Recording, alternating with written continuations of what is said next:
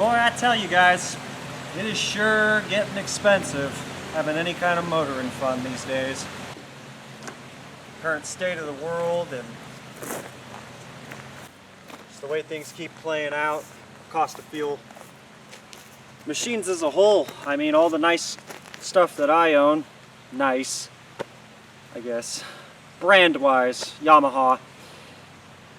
It's fun, but it always seems to have a problem and needs something fixed, and it always ends up costing a couple $100. So I guess what I'm saying is it's the perfect time to introduce you guys, reintroduce you to these bikes here. You've actually met them on a couple different videos, but I didn't get the time to actually do what I wanted to do and present them the way I wanted to present them. And since we're getting a nice break in the weather, albeit it's still cloudy out, I figured I'd take the time to talk about them a little bit today. You'll have to forgive my limited audio. This is a budget channel. Always has been. So, on the left here we have my original 80cc two-stroke bike kit.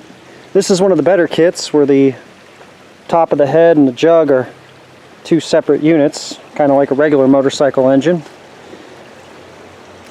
I bought this kit originally because I wanted to feel freedom for a cheap price and didn't want to have to worry a whole heck of a lot about everything. And while some of you that have owned these bikes understand that when I say worry, I'm not talking about little repairs, because there are things that they do need along the way.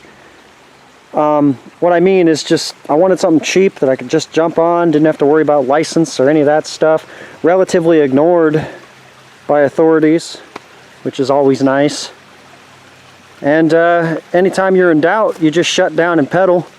And because of how light these engines are, they're only just a little bit heavier than what the bike would be without them.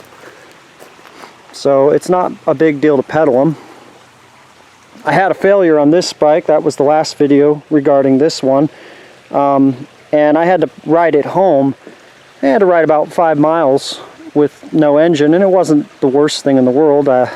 Could only imagine if it had been on an electric bike how much that would have sucked. Of course, the electric bikes probably wouldn't have had a failure, but you just never know. I mean, let's be honest, a failure on an electric bike is usually something very scary. I can already hear people in my comments section, "Oh my God, they're great bikes, don't you dare talk bad about them." Well, I'm just going to say right now, these together, far cheaper, even together, than just one of those electric bikes. And those electric bikes, you're lucky to find one for $500. They usually range between $5,000 and $3,000, and there's so many different brands that, well, I digress here. So anyway, like I was saying, this is my original kit. It's by far my favorite. It's married to a 44 tooth sprocket on the back here, and that's relevant for your hill climbing, your takeoff speeds, and your top end. All of that, a lot of it is determined by that sprocket on the back. On the left here, an old Japanese 10-speed Nishiki. I've got a 100cc engine on here. The jug is a one-piece unit, so a little bit cheaper. That limits your ability to change things much on it. An awful lot of upgrades to talk about with these bikes. An awful lot of things you can change about them, and for relatively cheap. What I will say is that it's almost like, and don't laugh at me for saying this, but it's almost like playing a muscle car game. They're not fast like a muscle car, okay, but if you compare them to pedaling, then we're talking kind of like a muscle car. What I mean by that is the ability to buy parts and upgrade them. It's plentiful, cheap. You can change an awful lot about them. It really kind of brings back that cheap hot rodding on the weekend feel. So my Nishiki here differs a little bit from my Schwinn. It has a 32 tooth final drive sprocket on the back here, which basically means that it can cruise at a much higher rate of speed without giving as many RPMs. This bike over here, I'd say that your average cruise speed is about 18.5 miles an hour. My gauges are both in kilometers because that's all I could find, the cheapest things I could find on eBay. But yeah, about 18.6 miles per hour is your cruising speed on that one. This one's more around 24 to 25. I think you could actually top this thing out at just under 40 miles an hour, which is kind of scary, especially on a bike with thin little forks like that. That bike over there, it's close to the same, about 35 miles an hour would be your final top out or so. The last time I tried to do that, we had that magneto failure, which, you know, sucked. So I've been babying it since the repair. But that's one big difference between the two. Another big difference is obviously just the type of bicycle. This is the thin-framed, thin-tire 10-speed. These are 27.25 tires. Those are 26s. I think 26 and whatever. Well, I'll just call them 26s. So I thought this would be a good day to compare the two. Both engines are cold right now. I haven't even started them up, so we're going to go ahead and do a cold start real quick. But before we start actually going down the road, I'm going to show you guys a little bit about maintenance too. And I won't get too into it, but I'll just show you some of the general things. I haven't done the gearbox here in a while. It's been at least 50 miles since the last time I opened this up and greased it. And that's one of the main maintenance things you're going to be doing on these bikes if you decide to get one. So, like I was saying, I'm going to go ahead and do some maintenance on these. Right now our blocks are cold, so I'm just going to go ahead and start them. And I'm in the worst conditions right now for starting. That's gravel, kind of wet out. These bikes, okay, so the difference, like I was saying before, was our tire size and our sprocket. This one having that 32 can be a real bear to get going. And these 100cc engines, they have some issues right out of the box. I didn't bother to do any modification with the magneto, and I've been told you kind of need to change the timing a little bit. They don't allow for any kind of adjustment though. It's just a straight on, just like the other one was in my wallowed crank video. So you have to do some modification to get that adjustment, and I haven't done that. Anyway, you'll notice on my two bikes some hardware differences. My other bike has the original clutch release lever, which used to have a little gate, lever that you could hinge in there, and that's to keep the clutch compressed. So right now it's in freewheel. My gate failed, so this is the better unit, and this is just one of those many examples of things you can buy aftermarket with these. It's nice to have this because then you can kind of freewheel and you don't have to sit there and squeeze the clutch while you're, let's say you turn the engine off and you're cooling it down. You don't have to sit there and squeeze this constantly. But I will say this, these cables tend to stretch over time, and that's another one of the maintenance things you're gonna find yourself doing, is tightening the dang clutch cable. You can get some adjustment out of it right here. You can also adjust the actual thrust pin in the cover. You can adjust it up here a little bit, though that's kind of a trail cheat and you'll run out of space after a while. But that's one of those things you have to do. And if you don't do it, you end up getting what happened to mine, which is that this unit doesn't do a very good job. Like, I can still kind of feel the clutch grabbing, but it stops when I fully squeeze it. So anyway, I don't suspect this is going to start, but we'll see. Come on, baby. Nope. No start. Ouch. My tires are a little low. So we'll go ahead and take a second attempt at that. You'll notice this bike is a real pain to get going, and that's another one of the problems with the 100cc. I just attribute it to the fact that the 100cc is not very well tuned. I've done some adjustments to the carburetor. I've tried to lean it up as much as I could. This sucker smokes a lot. Part of the reason is because the mixture in here, I've gone 16:1. That's insanely rich on oil. And that's just kind of because the recommendation for the break-in period is about that. They recommend you lean it out to 20. Some people run it 40:1, and if you do that, it comes out much leaner on the smoke. But I don't mind fouling out spark plugs if it means that the motor will last longer. So that's kind of why I run mine so dang rich. Let's see if she'll start. Come on, baby. Oh, there we go. There we go. That's better. She might not keep running, but at least, oh, damn thin tires, man. Okay, at least we got her puffing. There's a little bit of smoke in the air. You'll notice that 80cc bike over there that we're going to also do a cold start on here in a second starts much easier.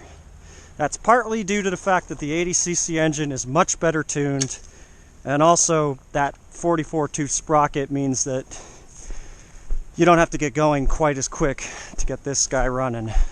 It's definitely why this is my favorite, and if I ever buy another kit, which I have been thinking about doing, it's probably just going to be another one of these. For those of you new to my channel, you're probably wondering why I have the lawnmower tank.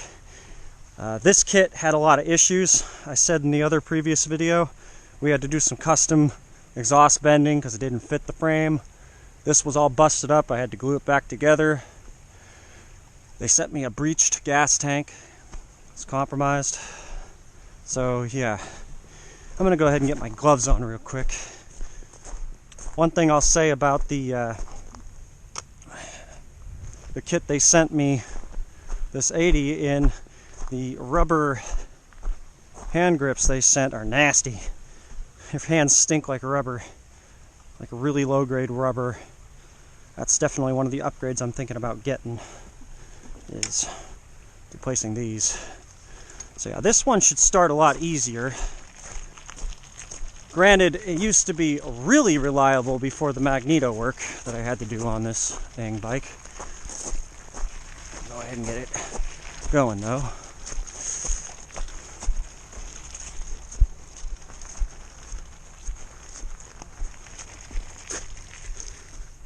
Okay, all good, choke on, and my shoe is coming off. Ah, look at that, and a cold block, and give it a little less choke.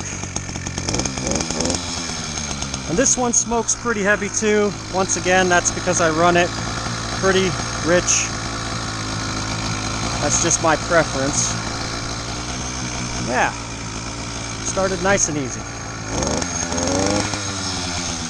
Once they heat up, the smoke content goes down quite a bit, so they aren't this smoky all the time.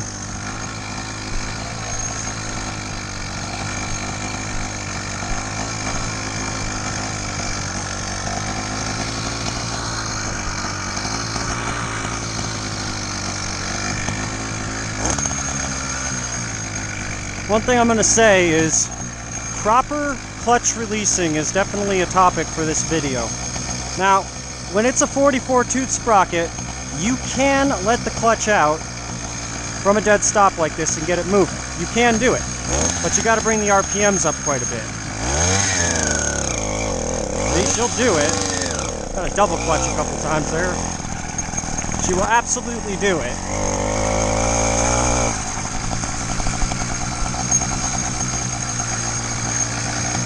However, what you're supposed to do is pedal into the clutch release. And the reason you want to do that instead is because it helps prolong the life of your clutch.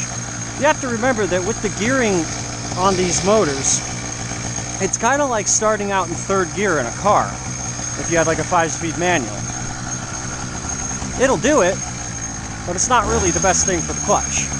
If you want your clutch to last a long time, this is how you do it. Let the clutch out while you're pedaling. That's how you get the most out of your clutch. This is actually on its original clutch. We're at, some 500 and something miles now. 510, 515. And I haven't had to touch that clutch. Not even once.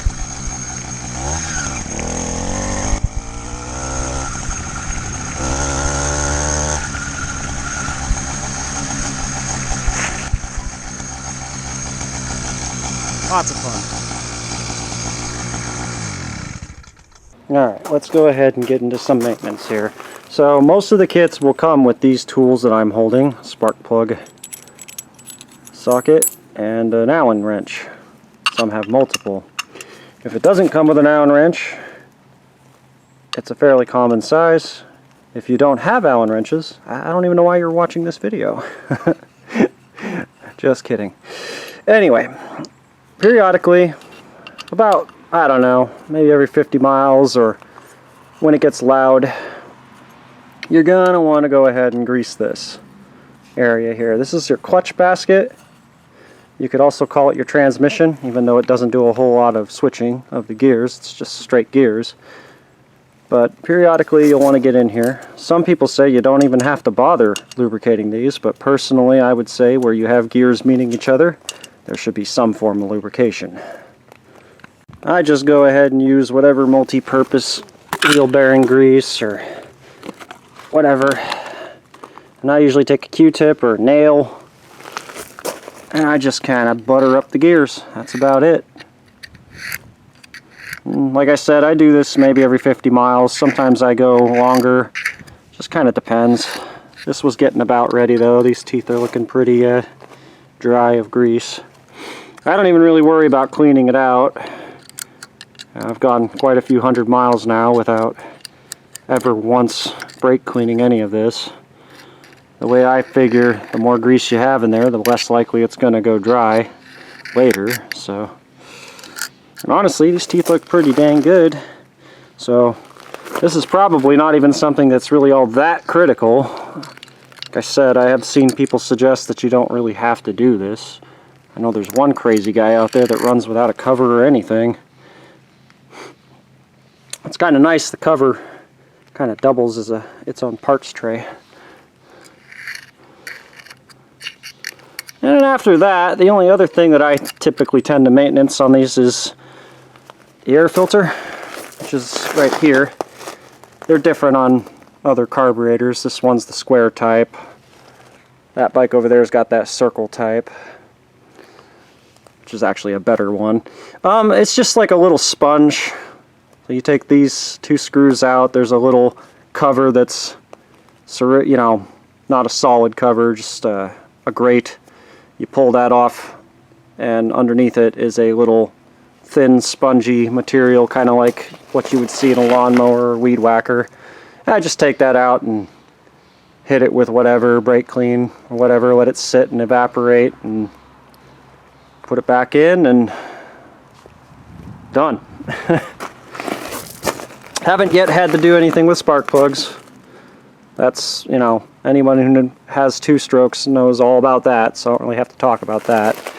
And the last thing, aside from adjusting the clutch every once in a while, is going around with the Allen wrench and just tightening up everything and making sure things are tight, because these do vibrate a lot.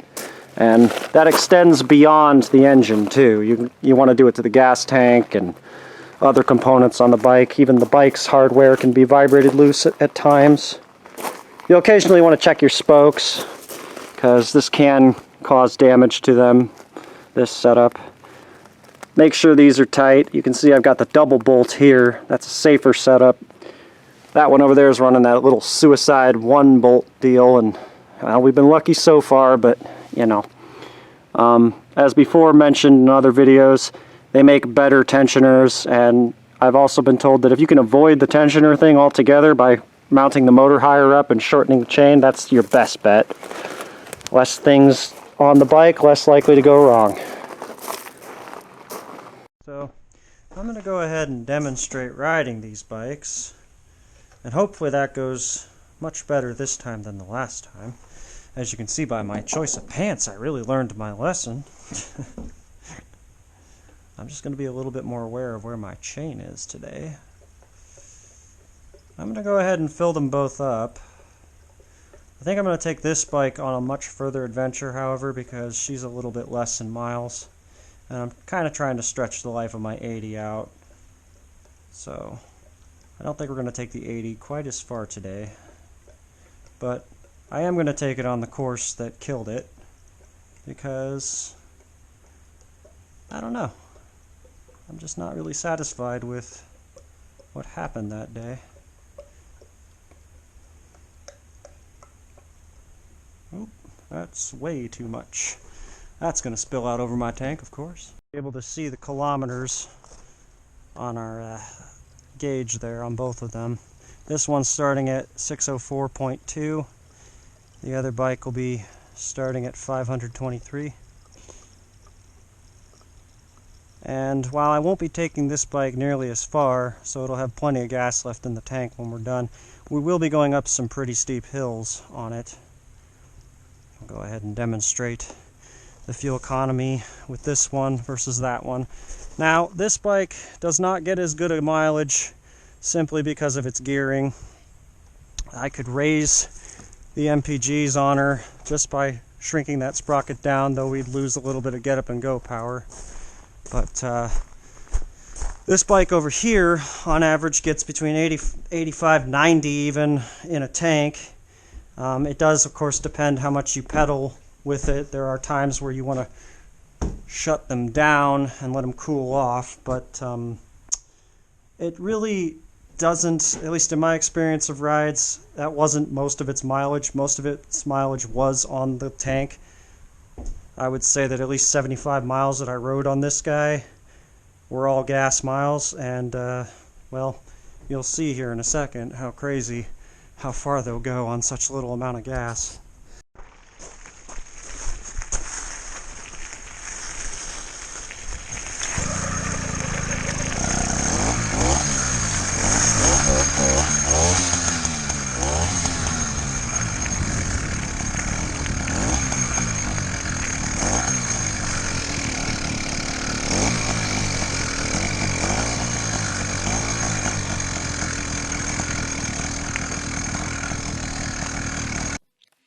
Alright, let's get on down the road. Things were getting a little longer than I realized in this video. So I noticed in my comments some confusion as to how these systems work. People were thinking that basically this motor completely overrides the pedals. It can if you have a jack shaft setup and you decide to delete your pedals and pipe the engine's input into the original chain setup. Then you could theoretically run your bike's derailleurs like transmissions, and it would basically be a motorcycle, but you'd lose the ability to pedal. But that's not what I'm doing here. Right out of the box, the intention for this engine is to be like a pedal ped, so to speak. They used to have these mopeds in the 60s and 70s that people called pedal peds, where you could pedal it, or the engine could move you, or you could do both. You could actually pedal while the engine was moving you. That's exactly what this is doing with your bicycle. You'll notice there's two chain setups. One is your original setup that's still connected to the pedals, you can still pedal it, and the other is the engine setup. You can actually pedal alongside the engine if you want. Say you're going up a very steep hill and you want to save some life in your motor, you could pedal along with it and help give it a little extra power up the hill. Or you could just let it carry you up the hill. They have enough power to do it. Even in the 32-tooth sprocket, there is enough power to go up most hills. It's a little on the line, but this red bike with its 44-tooth sprocket does a fairly excellent job going up the hills, especially on the 26 tires. And it only would get better the smaller the tire, of course. So I hope this kind of clarifies to the audience how these systems work. Basically, the engine's independent. Its system is independent of the pedal system on my kits. I have done no such upgrades to turn it into a full-on gas bike, and I don't see why you'd really want to. There's a lot of reasons for why I would figure that's not the greatest idea, one of which is that the bike hardware is not really intended for that kind of torque and power, so it would only be a matter of time before your derailleurs would probably have enough of it. And, you know, it's nice to be able to pedal the thing. I was rambling on about the automatic clutching feature. It's kind of like your neutral, because there is no neutral on these engines. So what you would do is you would engage the automatic handle and you could say stop and let the engine continue to run. But since mine fell off and I never replaced it on the red one here, if you're stopping and you don't want to hold the clutch, well, this is what you're going to do. I thought this would be a good time to shut her down on a hill and demonstrate the advantage of a 44 tooth on an 80cc. So we're on a little bit of a grade. It may not look so bad on the camera, but it's a decent grade, especially for a bicycle. And one thing you can do when you're on a grade like this, especially with a bike as low to the ground as this one, is you can give it a little bump, like so, immediately turn around, and be on your way. No problem. It's a little hard to do on my 10 speed because it's so much taller. It's another reason I really like this bike over the 10 speed.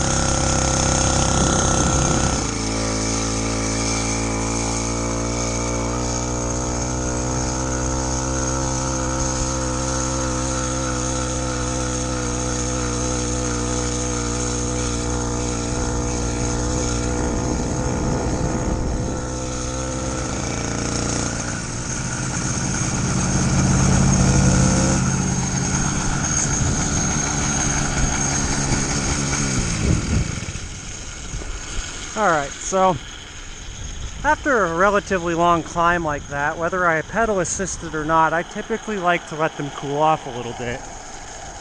And all this freewheeling that we're doing here, allowing plenty of cold air to rush through those air fins, so it won't take this motor very long to cool off.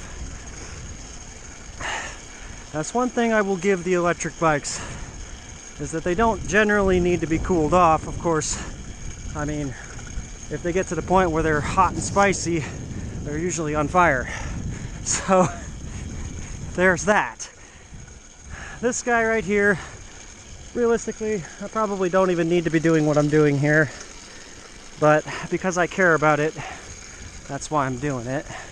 So I'll ride along for a mile or so and let her cool off. Now, if this seems like too much for you guys, for you out there who want something that can just ride on and on and on, don't discount this kit completely, because there does exist some upgrades out there, as I was talking about earlier. And one of those upgrades is a whole myriad of different head options. Ones that claim to give you better horsepower, ones with multiple spark plugs, but most importantly, heads with much taller air fins that can take a lot more heat and disperse it a lot more effectively. And all of these upgrades are fairly cheap. This is a notable logging spot right here, because we're right within the vicinity of where I killed the bike.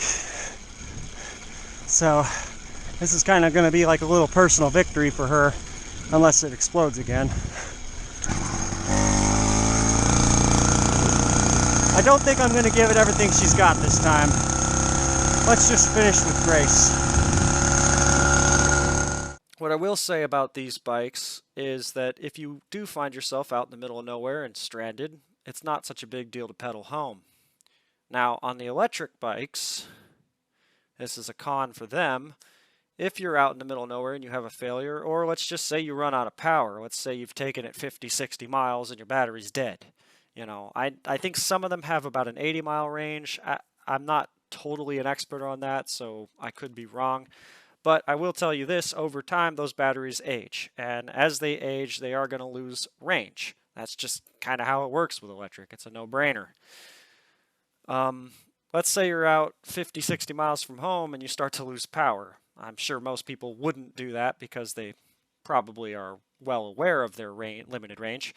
But let's say you are that far away from home and you're pedaling along. Now you got to pedal this big heavy brick home. These bicycles that I'm riding are super light, so it's not a big deal if there's a failure. It's not a big deal if you run out of gas. And if two-strokes aren't your thing and you're thinking to yourself, well, you know, having a two-stroke makes you just as limited because you got to have your mix with you, and most people aren't going to carry that, there's actually a four-stroke kit as well for these bikes, and that completely eliminates the need for carrying any kind of mix with you.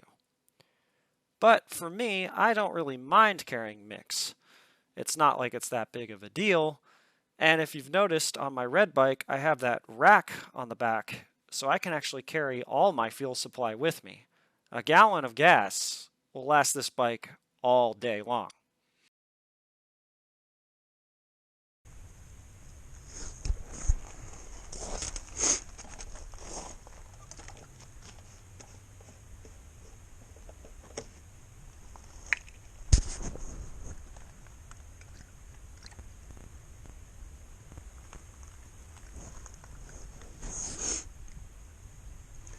barely used any. And we didn't go super far, but I mean we went up some pretty steep hills there, and we recouped a little bit on the downhill, of course, but it takes more energy to go up than down though, so not bad. Well, I just went ahead and re-greased my gearbox here, and that way next time I take this bike out, it'll be on a fresh grease job, so that's good. I'm going to go ahead and take the Nishiki out for a ride. I'm not going to take it up the same course, however, because I've got something I want to go do in town, and town is a much further ride, so I figured I'd demonstrate the miles that this thing can go, the range, fuel economy, by taking it into town instead. I'll still take it up a hill though. At the end of that tour, we'll ride up the hill and I'll demonstrate the hill climbing power with it, so you guys will get to see that. Probably won't feature as much footage of it, but we will be going further.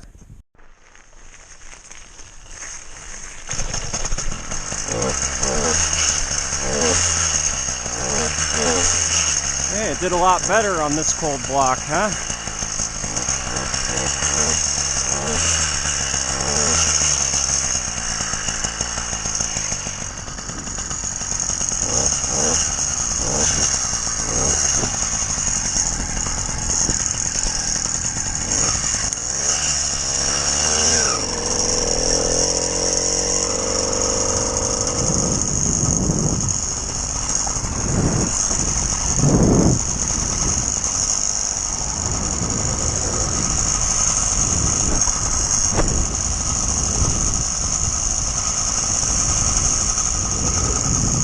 Right away, you can probably tell that I'm already going quicker than my other bike, and that's because once again we're running that 32 tooth sprocket, and I'm sitting on 27.25-inch tall tires. That extra inch also helps that top speed.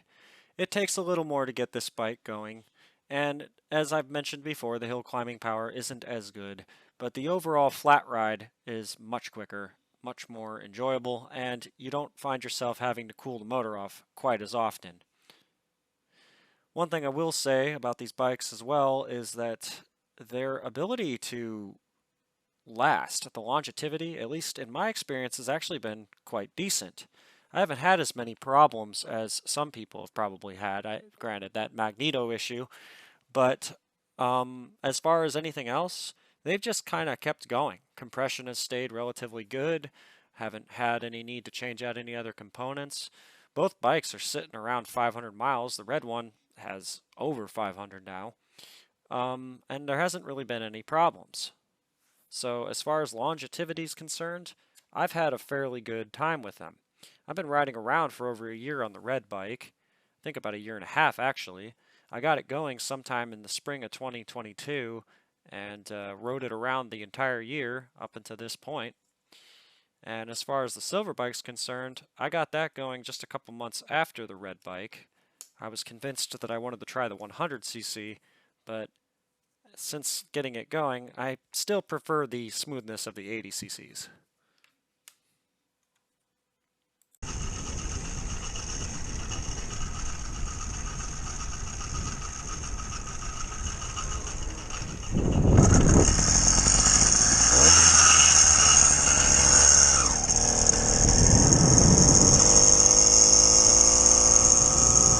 Maybe I should go back and race them. What do you guys think? Give them a little bit of the old treatment.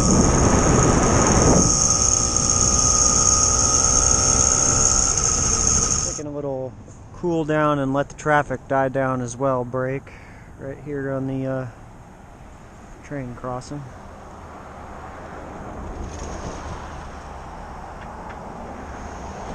She's actually doing quite well. I'm not even really hearing any popping or anything. This engine's really good about staying cool. I think my 80 is too, but I'm a little more protective of that one. That's the only reason why I baby it so much.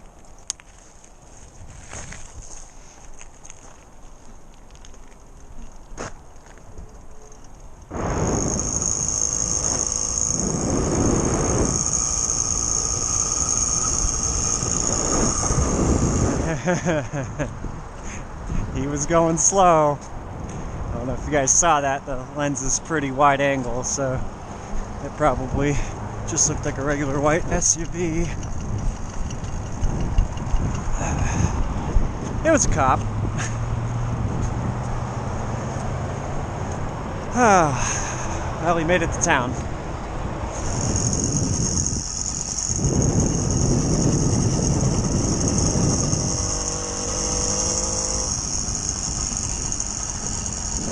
See that little house way at the end there? Probably not, because of the wide angle lens. I used to live there for a really long time. And here we are. A mixture of off and on through town because it's chaotic. This thing's gearing does not promote good lower end acceleration.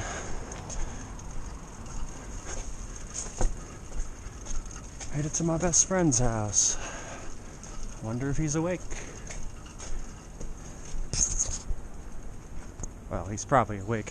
I wonder if he's around.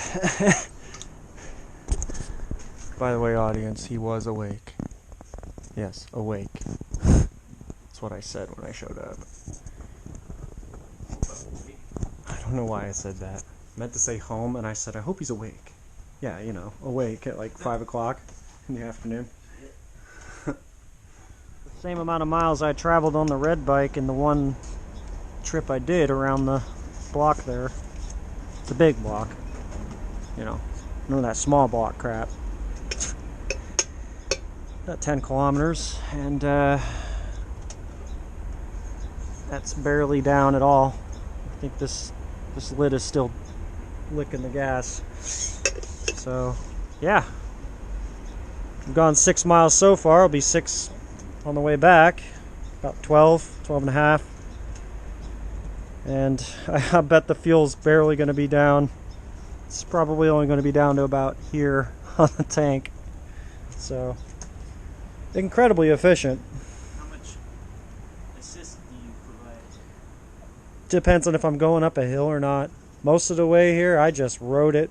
I let it do the riding. I shut down a couple times just to quiet the bike up when people were going the other direction on the bike path.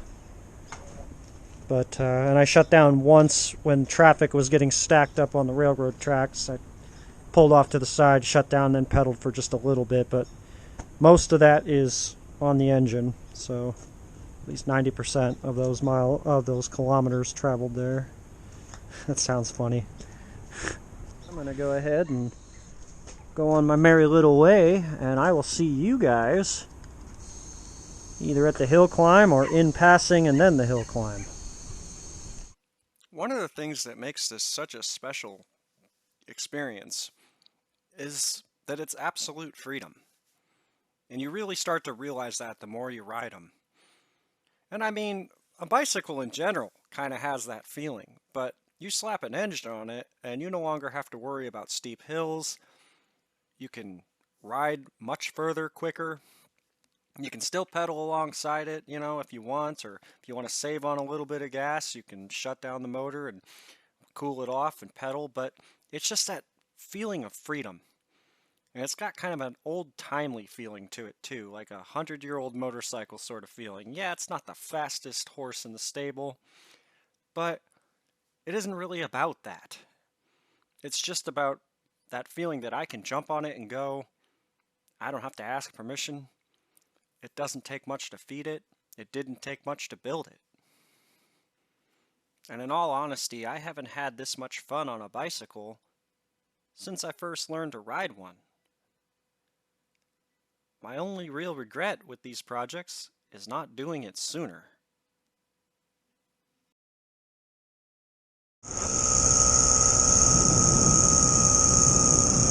Yeah, let's help her out a little.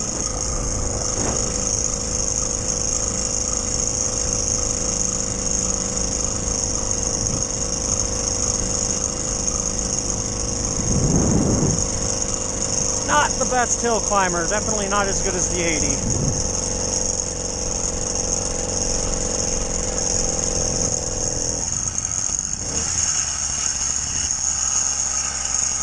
finally made it home.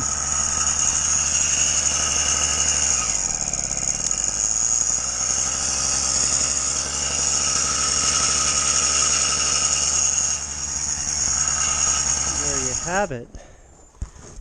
544.3 kilometers. We started at 523. I'll do the conversion here for you guys. And she used, well, hard to tell there, but not a lot. Grab a stick real quick or something. Take a good little measurement here. I believe there was a bottle rocket down here from the great bottle rocket wars of the last 4th of July. Yeah, perfect for measuring. Oh my goodness. From all the way to the bottom on up. About there.